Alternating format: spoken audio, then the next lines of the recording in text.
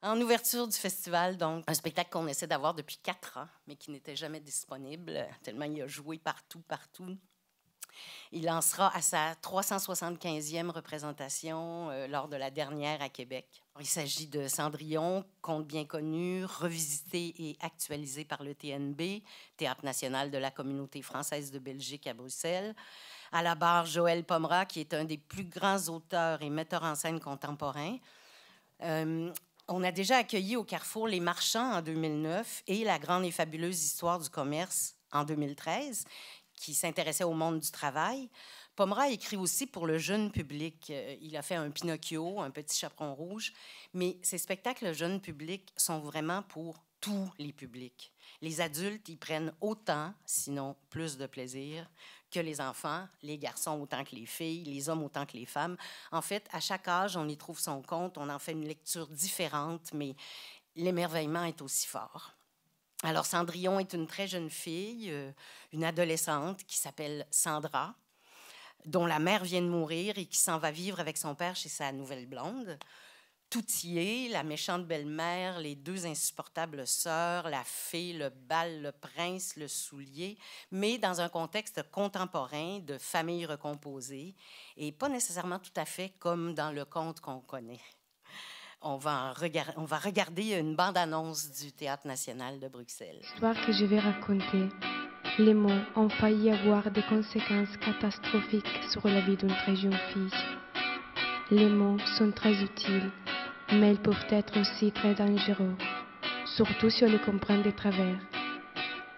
C'est pas si simple de parler et pas si simple d'écouter. Voilà, ça c'est notre chez nous, et ce chez nous, j'espère, va bientôt devenir votre chez vous, à vous aussi. On va tout faire pour ça, en tout cas, je te promets. Hein?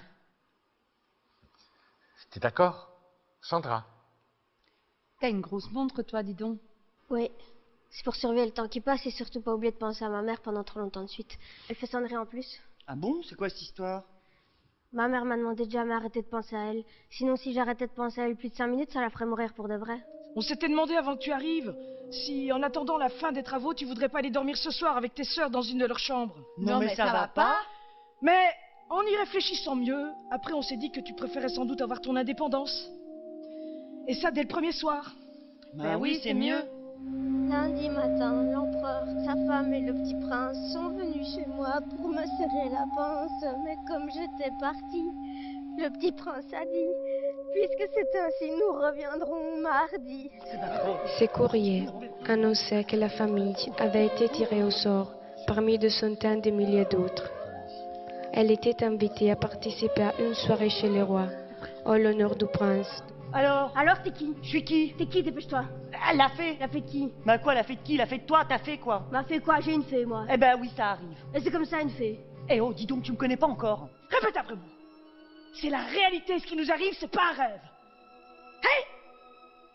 C'est un spectacle fabuleux, très drôle, cruel aussi, d'une très grande beauté plastique et joué par des acteurs absolument fantastiques, comme vous avez pu le constater dans les extraits.